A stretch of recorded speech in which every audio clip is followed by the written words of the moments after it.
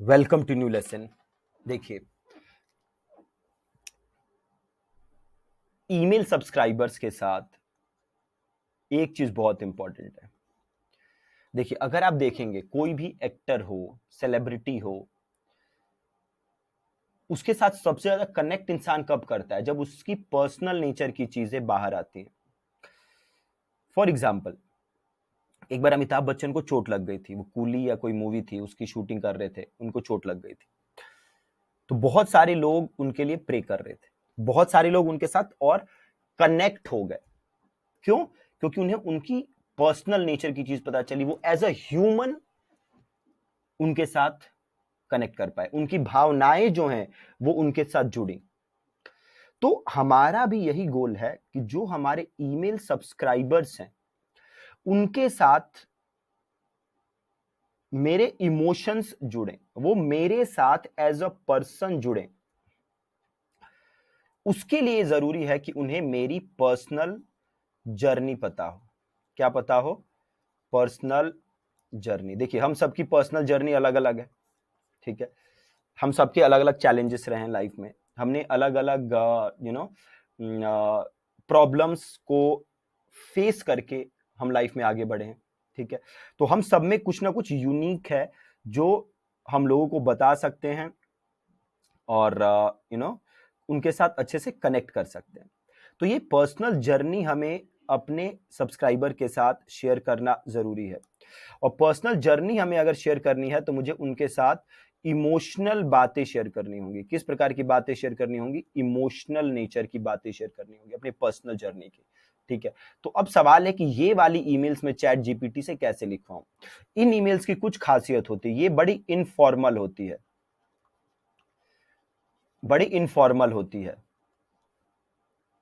और दूसरी चीज इमोशनल होती है।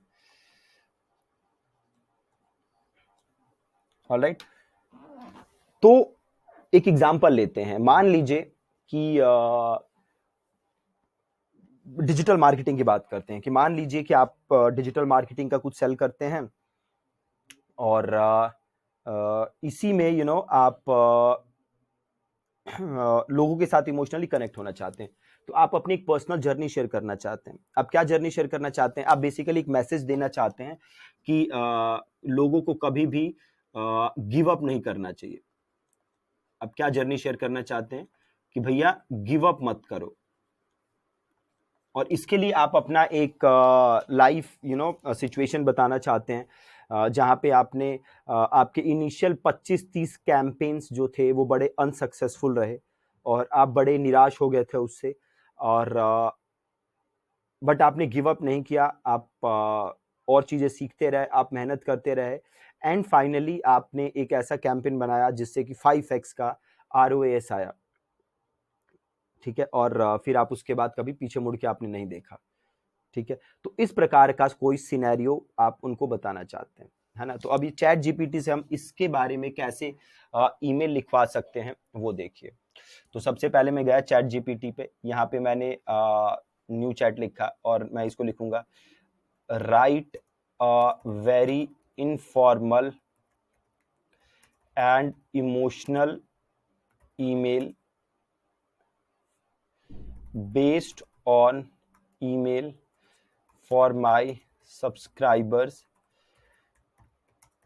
based on the below information. मैं कह रहा हूं कि भैया जो नीचे इंफॉर्मेशन दी है इसके बेसिस पे एक बहुत ही ज्यादा इमोशनल और इनफॉर्मल ईमेल आप मेरे सब्सक्राइबर के लिए लिखिए, ठीक है।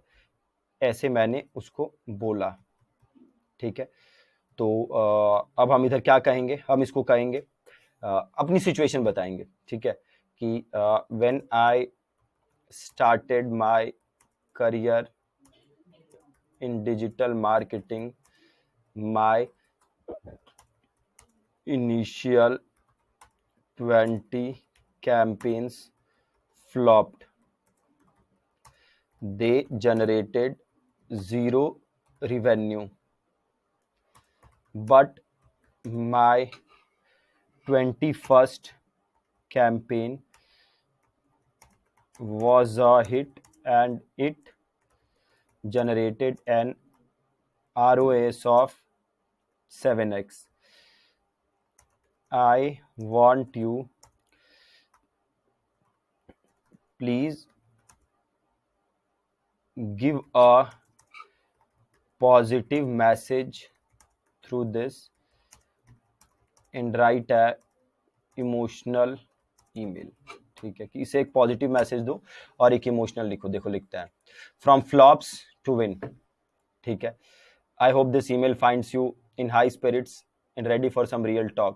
You know, when I first dipped my toes in the vast ocean of digital marketing, I was like a lost fish. My first 20 campaigns, flop city, zero revenue. Now it felt like I was trying to reach a cat to. थोड़ा सा मुश्किल शब्द use किए गए हैं, है ना. तो मैं इसे बोलता हूँ, please use very easy language, कि बहुत आसान शब्दों में लिखो. ठीक है, देखिए अब थोड़ा इसने इजी लैंग्वेज में लिखा है. ठीक है, तो इस प्रकार से मैं इससे इमोशनल ईमेल्स लिखवा सकता हूं. और एक चीज आपको ध्यान रखना है, अब जैसे अगर आपको अच्छा नहीं लगा तो आप बोल सकते हैं रीजनरेट कर लीजिए, यहां से एक और वेरिएशन आपको लिख के दे देगा. ठीक है, तो हमें ये वाला काम जरूर करना है. इमोशनल ईमेल्स जरूर हमें सब्सक्राइबर्स को भेजने हैं.